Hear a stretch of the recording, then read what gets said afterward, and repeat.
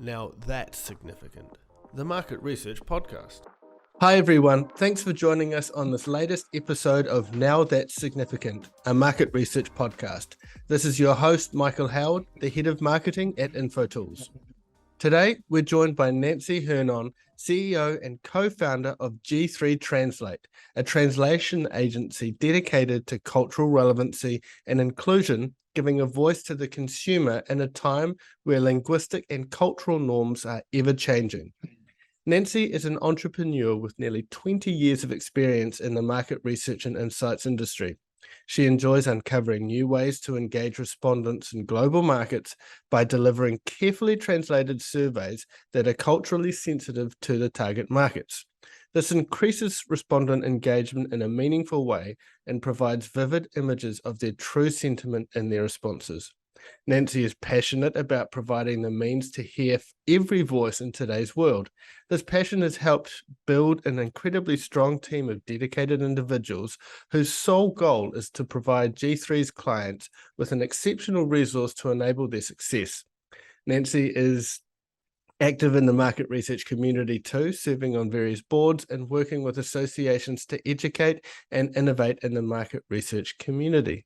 Thanks for joining us on the show, Nancy. Thank you so much for having me. You're welcome.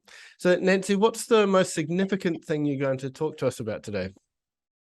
So I'm going to talk a little bit about how critical it is to have international survey design and why the one-size-fits-all approach just doesn't work when you're playing on a global field. Exciting. Okay, so you've got me hooked. Why don't we just jump straight into it? For those listening out there, maybe thinking, well, if I'm just creating a survey for a domestic market, say within the US, for instance, why do I need to concern myself with international survey design? Isn't it over-engineering? No, it's not. When you're writing a survey that you're intending to conduct with any respondent whose native language isn't the same as yours, like in this instance, it would be English. You really have to ensure you're creating an instrument that really conveys the thoughts and ideas about which the survey is being conducted to the respondent. So you're in the US, but are you taking into account your unacculturated Hispanic population? So you really need to look at this as an international survey design. You want to ensure that you adhere to the pillars, which is making sure your language is culturally relevant, your demographic information is correct for your target audience, your questions are relevant to your target audience, and that your design feels fluid and natural. You don't want to introduce bias, but you want to speak to your respondent on their level. So this is the reason that we take an international survey design approach, so we can ensure that our clients are given action or are being provided with, I should say, actionable data that's relevant to their customers in each market where the research is being conducted. Yeah, cool. And so would you say that international survey design differs to traditional survey design, or is it more of an evolution, you say? It's not really a huge difference, because all survey design is around gathering sentiment in a meaningful way, right? But it's more of semantics, I guess you could say.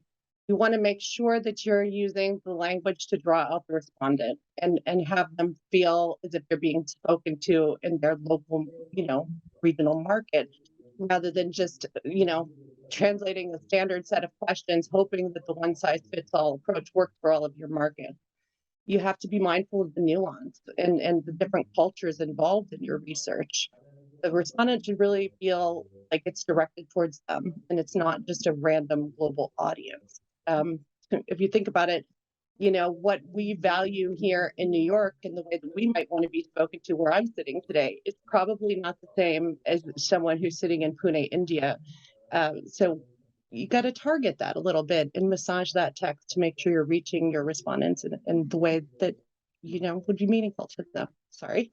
That's all right, for sure. So clearly one size doesn't fit all for survey design. What are some implications of taking a one size fits all approach then? Well, if you don't really insist that each market, or if you do really insist that each market gets that same exact questionnaire design, you really run the risk of bad data. And as far as I know, I think the cardinal rule of market research is not to give your client bad data, right? We want to avoid that. So we have to take cultural nuance into account here. If you don't pay attention to it, you're going to risk losing qualified respondents. You're going to risk offending the audience and having them stop the survey midway. And you're going to risk having your questions worded in a way that doesn't open up your respondent and let them give their real, opinions and how they feel. Like a couple of examples of what could happen there. If you lose the qualified respondents because you didn't do appropriate income levels, right? You're going to miss that whole segment of the audience because we don't measure income on a global scale the same way as we would here or in Western society. Some countries measure income by they owned or if they have a house or a car or a refrigerator.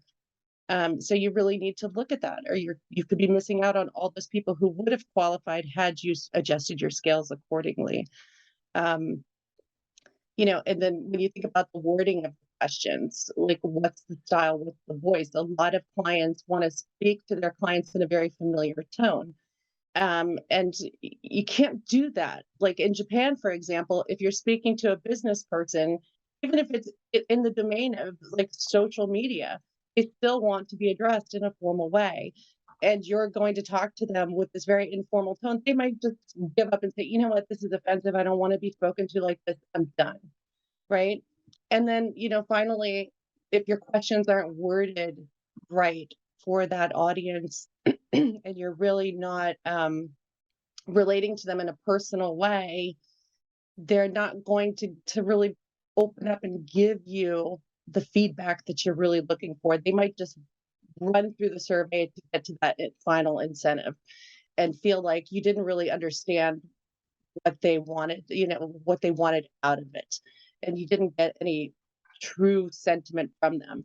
And if you think about it, when you're talking to someone, like I'm talking to you, you have my full attention. And isn't that what everybody wants, that full attention? So if you go to a rock concert and you're watching the singer sing his hit song and he's looking out into the audience, you want to have it feel like he's looking right at you, right? Otherwise it kind of gets a little bit lost in translation. That's right. One interesting thing that could happen is, I guess, the whole lost in translation side of things. So if you are adapting and being aware of cultural nuances, you could potentially change the type of answers that you're getting out of the same question. So how do you approach that challenge?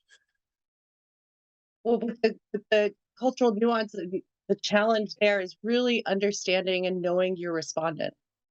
You want to look at that demographic information for that particular market and region very carefully, and understand how you can best speak to them. Like, let's say an example is that I learned myself in a business meeting once. I was meeting with someone from Egypt. And I had done, the meeting was happening in France.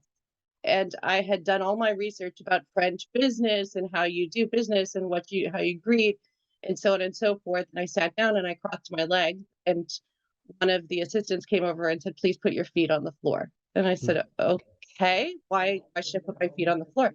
Well, because if you show the soles of your feet to our boss, it's basically like showing the middle finger in US culture. So don't show the soles of your feet. You don't want to ever show the soles of your feet in market research, right? No. Because then your respondents are going to be like, no, no, no, no, this isn't for me. And they will screen out and you'll lose that potential data. So really understanding and knowing your respondents. Like, can you ask them ethnicity questions? People can be offended by that. Does this product even work in the market? We have had clients who wanted to do pork surveys in very heavily Muslim countries where we're like, no, you can't just start talking about selling pork, right? You have to look at how you're collecting the data. Do you have like the target audience to do the survey? Some countries, internet access is not a given, and you need this data. How are you going to get it? And what are you doing about it? And that kind of brings about another thing that with the cultures, it's not just about the language and the brands, but it's the programming. Not one size does not fit all. We love our pipe-ins in English surveys. We like to pipe text, we like to loop text, it saves time. The programmers don't have to work as hard, but it doesn't work in all languages. And you really need to look at that and how this is programmed and what it's going to look like to the respondent. A lot of languages have, different genders for nouns that we don't have in English. We have like one version of be and one version of German has like a myriad of ways to say it depending on the declension where it falls in the sentence. So you need to look at your programming and make sure that that's also on par and going to work with whatever language you're looking to work into. Cool. I hope I answered you there. No, that's good. There's a lot of challenges in there that you've raised. So thanks for covering those off. So if we circle back to G3 now, I'd love to hear a little bit more about your background and what inspired you to establish G3 Translate. Certainly. So it's funny. I've been in the translation industry for a lot longer than I care to admit. And I was working at a smaller agency, and I met like a couple of people in marketing research, and they said, "Hey, you should come to one of our events." And being like on the translation side of things, I said, "Okay, let me check it out because I'm curious." And I really fell in love with market researchers and the way they work and what you're doing. It just felt like homecoming, right? Where you're getting in with a group of people that you can really feel a certain synergy with them. And I noticed that a lot of them were having problems with their translations. They weren't getting things really, they were getting the words, but they weren't getting the meaning. And I think that's where the concept of G3 came about. I was with my business partner and co-founder, John Labate, at an event where we were literally just sitting in this booth for a week. It was terrible pharma thing. And I'm like, I don't want to work in pharma. He's like, me either. It was I shouldn't say pharma. Like pharma is great, except pharmaceutical security systems or something was the conference, right? It was dry. It was dry and not fun.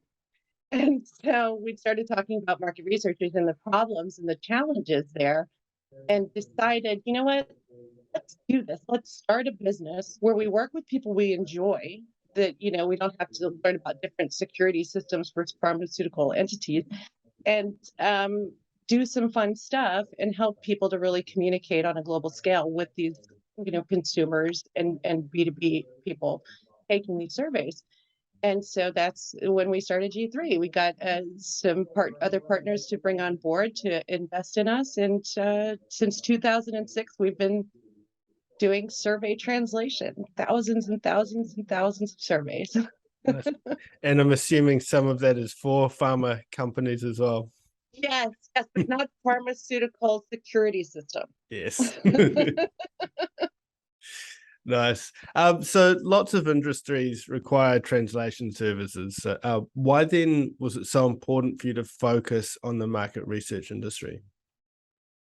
Well, again, because it's such a different type of language. It's really when I'm talking to people and telling them a little bit about what we do, it's not just about speaking like a foreign language, but it's really speaking the language of research. And truly, it's different than just like translating a manual or talking about how to install your IKEA bookshelves or something like that. It's interesting. It's exciting. It also helps to shape the different markets in the world with the products that are coming out and the things that are happening. One of the things that we've been doing a lot of research on that I kind of wanted to talk about, that I think, has been a big learning thing for us and is happening in the industry. And I know you did a podcast about it recently, was diversity, equity, inclusion, and access. And, being on the translation side of it, it's very cool to have the ability to shape how things are going to work down the road, helping with these surveys, this inclusive language, making sure that we're using the right style, tone, cultural sentiment, and basically kind of writing the guidebook on what to do there. It's been a big focus on G3's for G3's team this year with our DE and I team, and I just love it. I guess why aren't we doing all the other industries? Because I just love market research. Yeah, nice. So you must have a team of very talented people that work for you in order to offer the translation into so many languages. Can you tell us a bit more about the team you have and how you've built such a robust network of experts? Absolutely. So we have it's unbelievable. I can't even count how many languages we translate into right now, but we have a team in-house of 20 people that are project managers. Our linguists are all external. We generally work with freelance linguists that we've tested and vetted through the years. Many of them have been with us since the very beginning. We have a very rigorous testing process. I don't know if you've ever gone through it, but we went through ISO and got certified. Yeah. And so, yeah, we had to outline and write up everything we do. And believe me, it would bore you to tears if I had to fill you in on that. But we do have a very, very robust vetting process where we look at the credentials. We do a lot of testing. We have like our trusted linguists that have been with us for, 16 years, almost 17 years now, that help us to grade and score them. And we base it not just on their experience with market research, but also the different categories. Is it a pharma market research? Is it consumer market research? Is it B2B? Is it IT? Is it banking or political polling? And we break that all down and put that into a database where our translators are constantly, scored. We look at what they're doing, like are they, are there any issues? How are we addressing these issues? And so it's been a really cool thing to build up that network of translators. And as far as our team goes, they are like our internal team of our project managers and senior project managers, directors. It's just an amazing group of people that we've kind of keep adding on to. Right now, we have the strongest team ever, and all of them bring something different to the table. I think when you're looking to build a business, it's really important to look at people you're hiring for their differences. And we want everyone to get along and to do play well in the same sandbox, but we want everyone to bring something new to the table. So we really care about having a diverse, multicultural team on staff. And we have built, one of the best teams. And they go through, again, our vigorous training process of all the information and tools that we've put together over the years. We tend to hold on to our team members for a long time and bring them into the family. One of our project or our director of production, I should say, has been with us now since year 2 of our inception, and I don't think she's going to leave us anytime soon. At least I hope not. And she's helped us also to. Her name is Nicole, and if you think you're going to steal her from us, don't don't try. But she's also helped us to build out our training programs and all of the testing that we do to add on to the team. And of course, referrals are a big part of it too. Someone works for us and they're like, hey, my friend just graduated. He wants to try. And, so that's another way of us kind of adding on to the G3 family. Yeah, cool. So you specialize in translating and localizing questionnaires for multiple industries that are served by the market research community. I guess that adds another challenging layer. Can you give us an example of a complex project that's benefited from the kind of specialized services that you offer? Sure. Well, I mean, if you don't mind, I'll give a couple of examples. Sure. I'll try to keep it short. I know I talk too much, but So we had a client who was conducting a kind of healthcare lifestyle type of project across, I think it was 19 different markets. And one of those markets happened to be an Arabic speaking market. And they had some questions in the survey that revolved around gender. Non-binary was added as one of the selections, and also had questions around contraceptive usage. So we looked at this and we saw, like, out of all the different areas of the questionnaire, it was a very robust questionnaire with lots and lots of different topics. We said, to the client, listen, you can't do a non-binary gender question in this market because it's illegal. So can we please remove that? And then we looked at, closer and said, this market will not translate the contraceptive. It's not something that's spoken. It's taboo. It's not, you're not going to get good data. They'll shut off the survey right there. And so the client, rather than insisting on fielding with those questions in that survey for that particular Arabic speaking market, they decided to listen to our advice and cut it out. And thankfully, the survey went off without a hitch and there were zero problems. They got the data that they needed and advised the end client on why they couldn't have contraceptive data in this particular case because of the delicate nature of the survey, those questions in the survey.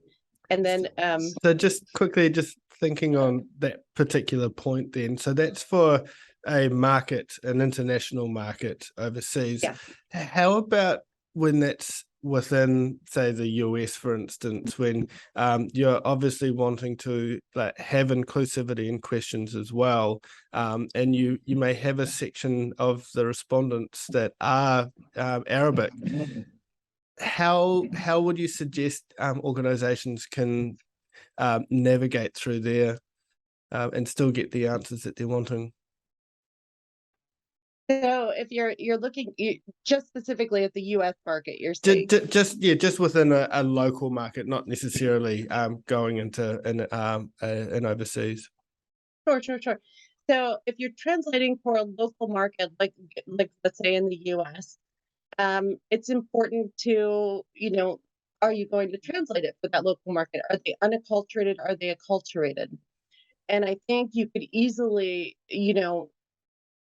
alter or remove certain sections that would not be appropriate, because just because someone is living here doesn't necessarily mean they feed into the same culture norms. So I think we would want to dive into who your demographics are. Yeah. What do you need from them specifically? And then kind of work backwards through the survey to see, can this be done? Is this going to work? It's not always going to be the same. And there will be unacculturated segments of one market like the US where you will have to change the question or you will have to cut it because it's still not going to be culturally appropriate to that person. If you have like a 75-year-old respondent from a very strictly religious household, you're not going to speak to them the same way you are a 16-year-old teenager who's on TikTok 10 hours a day. So it's really knowing who you're talking to and looking at whether or not that question is meaningful, because asking a question that's not meaningful is going to serve you no good. Useless. Cool. Okay, so you're about to let us know another example of yours? Oh, one little tiny example. So this is something that we come across, and maybe a little bit of a forewarning to people writing their surveys for international markets. We often have in the beginning of every questionnaire that lovely screener that will ask you where you live. And many times, because it's a multi-global or multinational, like international study, they'll ask which country you live in is one of the first questions. Which country do you live in? And clients will often have Taiwan in that list when they're fielding in China. And This is a definite no-no. So we always, with our clients, will remove that from the list and tell the client we've removed the punch for Taiwan for your Chinese survey because A, it's illegal because in China, Taiwan is recognized as a province, not as a country. And B, because one of our competitors didn't remove that punch once a few years back and cost a major hotel chain millions of dollars in bookings because some Chinese official got wind of the survey, which was hard to believe, but it happened. He somehow found out that the survey ran in a certain segment of population in China for this particular hotel chain, and then decided to shut down all of their websites and make sure that they did a complete and full review of any Chinese content being pushed out onto the internet that it wasn't offensive to the Chinese populace. So, that being said, don't ever ask about Taiwan when you're fielding in China. True. Okay. So thanks for just sharing those examples. Some big watch outs there, and I assume that's just the surface of things as well. But look, no matter what industry or scope, surveys do come in many shapes and sizes. So what are some key things that your team looks at when starting out a new project? Certainly. One of the first things we do is we look at the first page of the survey, which generally has the programmed, I should say, survey when you get the written survey that has all of the target demographic info, the length of the interview, who are they talking to, what are the screener questions, what type of programming logic is in there, what is the topic of the survey, and what are the brands involved, and are they in that market? Is it relevant to that market? Those are like our main points that we look at when we start a new project. Cool.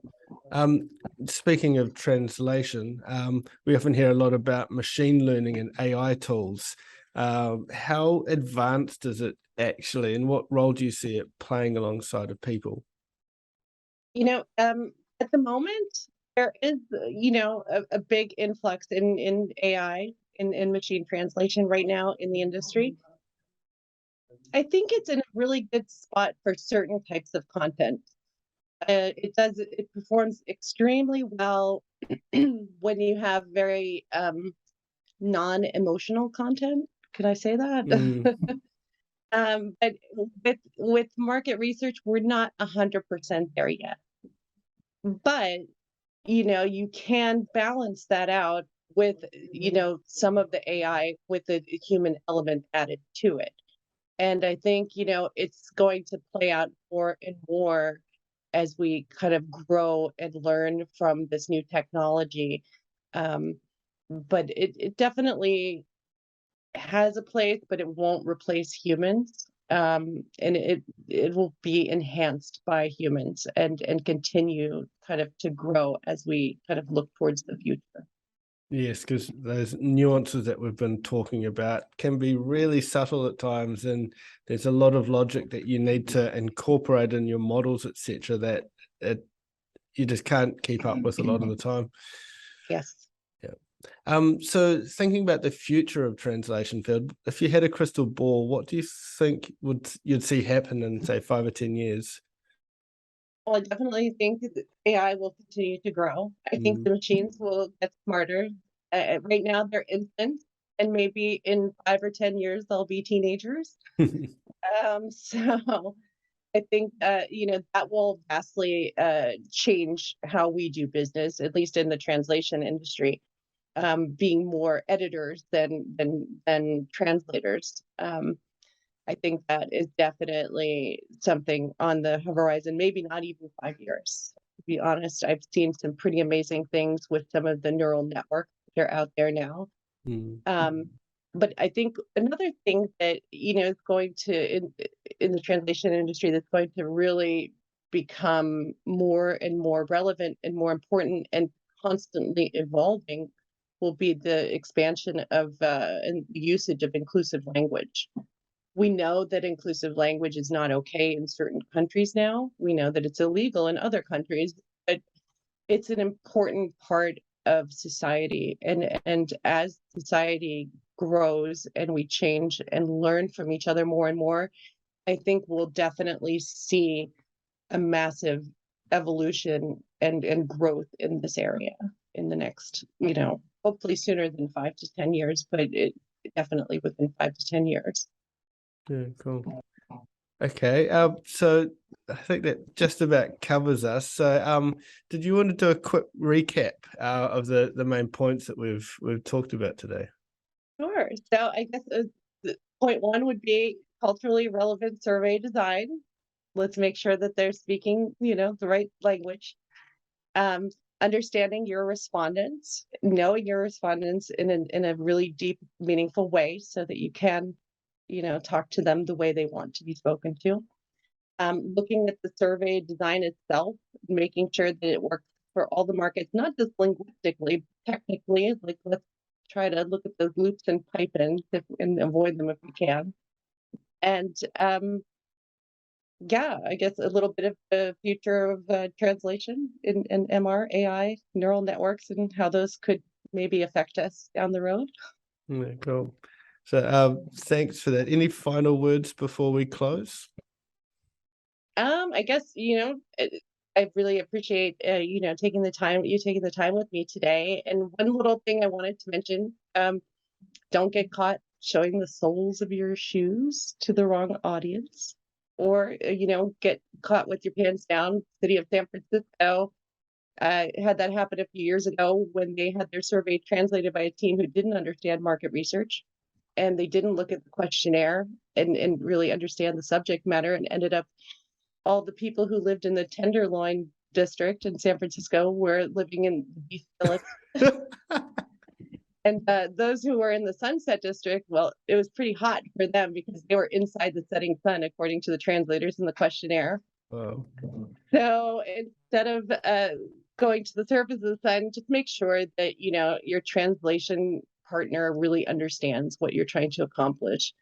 I think having open lines of communication helps everybody to really put out the best work possible, and really helps you to achieve what your goal is, getting good data and being able to advise your clients on where they need to go with it. That's right. And I guess what you've just said there is applicable to in different languages as much as just even within English-speaking countries as well. Like, there are nuances that you probably would completely miss if you were to do survey in New Zealand, for instance, compared to the US or even Australia. So there are differences all over the world that we need to be mindful of. Absolutely. If I'm getting a slice, it's going to have pepperoni on it. If you're getting a slice, it's probably going to be sweet. Maybe salami. No, Yeah. when I got a slice in New Zealand, it was a caramel confection with chocolate and shortbread that was called a slice. Oh yes, yeah. No, that's true. Yes. Slice is always pizza. Yeah. I mean, there's also there's a saying that we have in New Zealand, sweet as, which just means, oh, that's cool, that's awesome. But when you just see that written down, if you're from the States, for instance, it might mean something very different. So yeah. Cool. So thank you so much for joining us on the show today, Nancy. Absolutely. Thank you so much. You're welcome. So for those of you listening, thank you also for listening through to the end. If you have liked what you've heard today, please check out Nancy and the team at G3 Translate. Feel free to subscribe to the podcast, share it about, or leave a review on your podcast platform. So thanks for listening to Now That's Significant.